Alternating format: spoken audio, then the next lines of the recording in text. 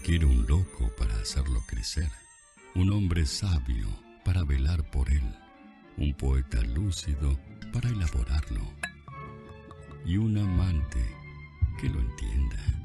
La Casa del Vino, placer para los amantes del vino.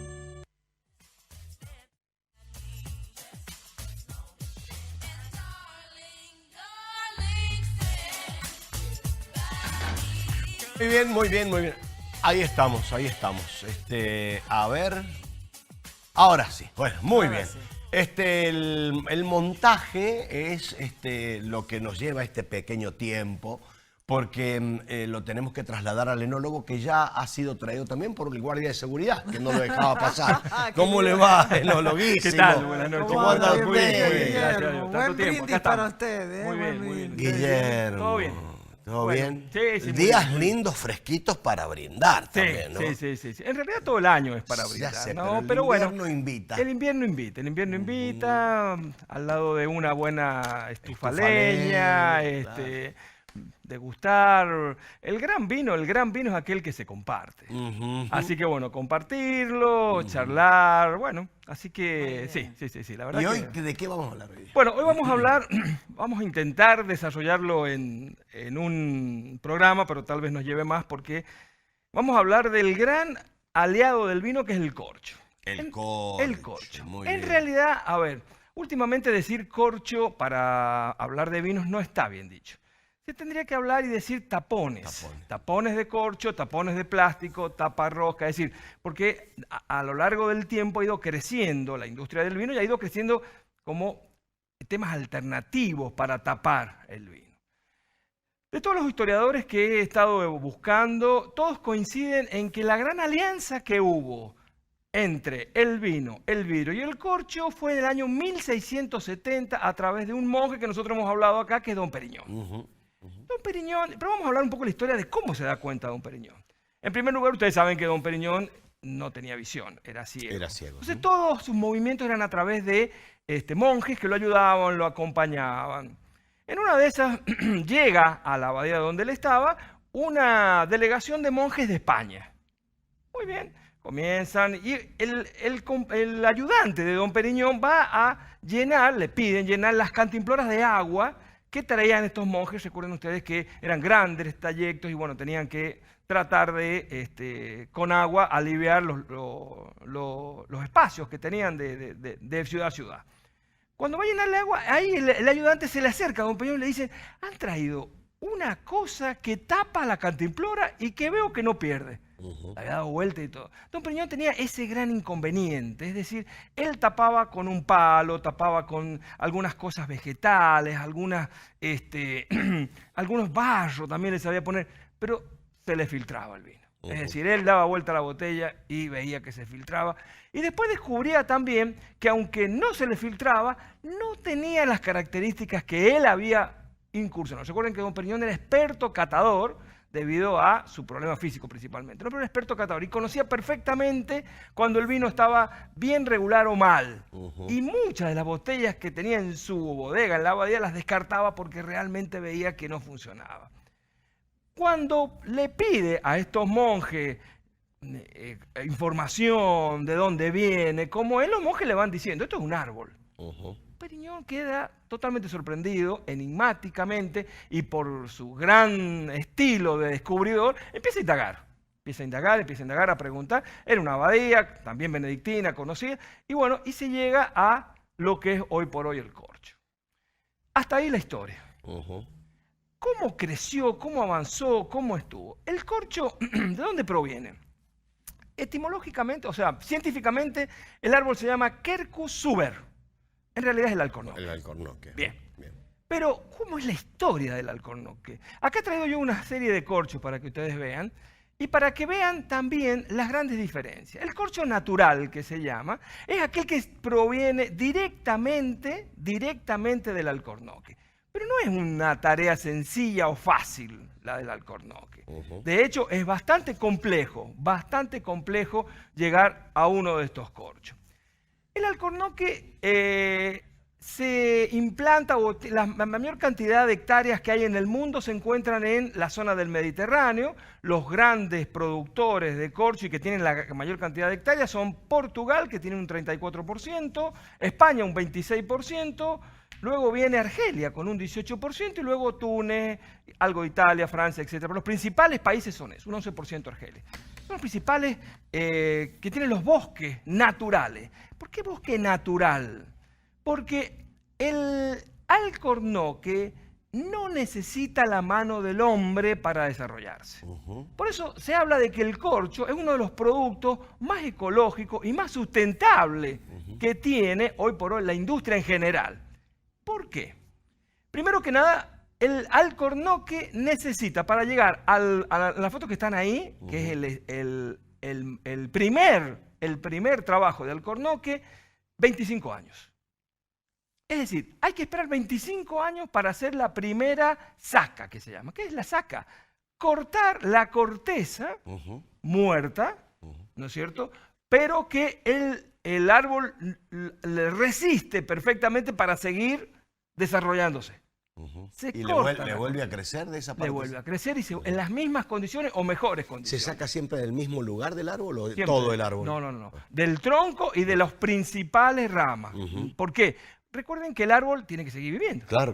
Entonces necesita el resto del follaje, necesita todo lo que tiene el árbol. Esta corteza, que está seca en su momento, lo hace ecológico por eso, porque no hace falta talarlo.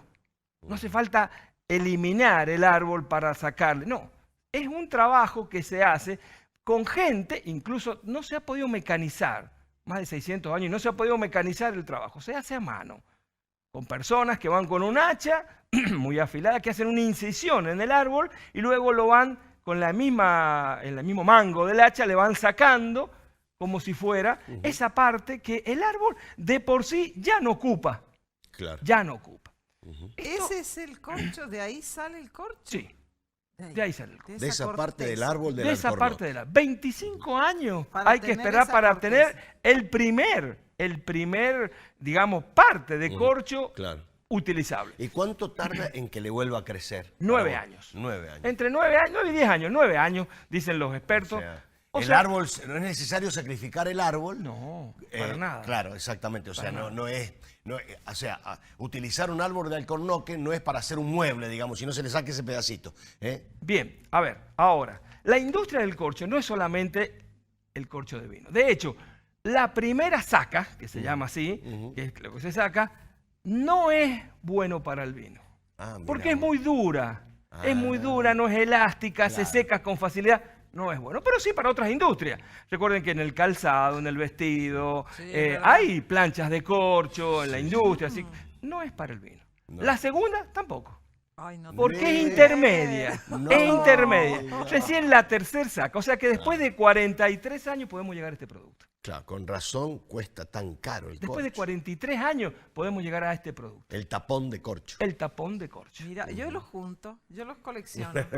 Muy bien, muy bien. Fíjense que también... Tiene 12 contenedores en la casa. Ah, bueno, podríamos hacer algún negocio. Yo los colecciono. Está bueno. Un galpón completo tiene. Fíjense que el corcho también tiene, por eso decíamos que es ecológico, es sustentable, porque a su vez también si ustedes lo juntan y los vuelven a trabajar, a hacer un tratamiento, se vuelve a recuperar el corcho. Es decir, yo puedo reciclar eso y obtener nuevos corchos. Obtener nuevos corchos. No van a tener la misma calidad del corcho virgen inicial, pero de hecho en la Argentina el corcho aglomerado que se llama, son pedacitos de corcho de alguien que alguna vez, en la Argentina por supuesto, se puso a moler los corchos y después los juntaba, los pegó y hacía corchos de segunda, de tercera aglomerados. Obviamente no tienen las características de los corchos. ¿De estos que tenés ahí, algunos aglomerados?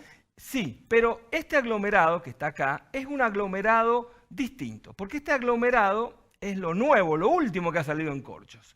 Es el corcho virgen, natural, todavía no terminamos el proceso, bueno, virgen natural que ha sido cribado, ha sido roto y luego se hace un aglomerado con un aglomerante sanitario perfecto y se obtiene un corcho perfecto, que no se obtiene en estos corchos. En los que son de una sola pieza. De una sola pieza. Ujú. ¿No es cierto? ¿Por qué? Porque el corcho tiene sus características. Si ustedes ven, ahí se alcanzan a ver algunas fotos, tiene distintos canales por donde ha circulado la savia, tiene distintos orificios, es decir, no tiene la perfección por ahí de este tipo de corcho que sí la tiene. Claro, que ese es totalmente Hermético.